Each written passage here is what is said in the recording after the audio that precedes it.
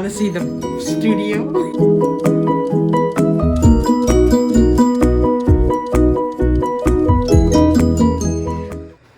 Let's start from the beginning. This is the cover.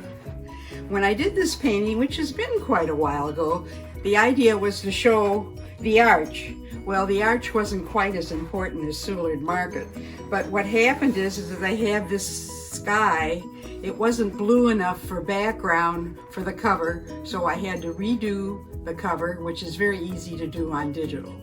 Anyway, this is the original. Now let me tell you about how this book evolved. When I was teaching art history, I also taught about St. Louis architecture. And while I was doing research on the architecture, I found out that many of the buildings in St. Louis are copies of the originals all over Europe and the world. So I came about this book called Borrowed Ideas and Famous Firsts. So this is the beginnings. My very first book about St. Louis, and this is called St. Louis and Landmarks.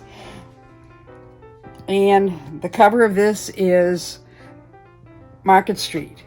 And in this particular book, I had 48 original paintings. And I thought that was an awful lot. But I also did all the research, and it's pages of trivia, as you can see. All right, this is Once Upon a Time in St. Louis. And this is the Eads Bridge with the Admiral. Now this is still available. The reason for this book is these are St. Louis landmarks that are no more, which was really fun. So the new book that I have, which is going to be about what is still here in St. Louis, landmarks. I have 130 paintings in this particular book, and the idea was to show people who ever come to St. Louis as a memory of things to see and view as a tourist. So one of the first things would be, these are the 3 bridges downtown. So we've got the first, which is the Eads Bridge, and the last, that's a Stan Musial way in the back. And it's a very unique way of looking at St. Louis. Nobody ever expects, the bridges to be so important, but they are, because they're continuing over into Illinois, and it's just it's our gateway to come into the city. One thing that St. Louis has and is known for is their airport, but it was one of the first airports, and we have a historic airport, and this is one of the planes that are in it. This is a unique one in South St. Louis that's called the Ripple Row. Beautiful little place off of Russell. And so as you can see, they've got these bays that make it like a ripple. This is the Parlor in Campbell House. So instead of doing the house, we thought it'd be kind of nice to show a Victorian parlor. This is the Venice Cafe.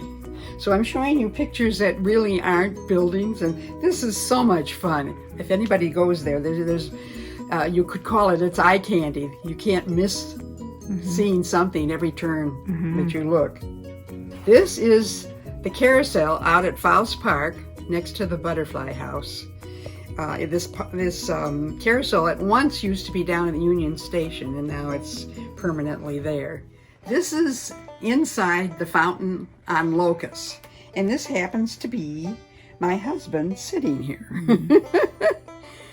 Pinocchio I've got in here with the city garden downtown, and I've used Pinocchio sort of politically for people being liars. Anyhow, he's cute and he's down there, and for all I know right now, he's probably wearing a mask for the virus. And last but not least, we've got the Chess Museum. St. Louis has now become a major chess center, and you can play chess outside, and there's quite a museum inside that shows just about everything that it relates to chess, including they have a nice gift shop. Okay.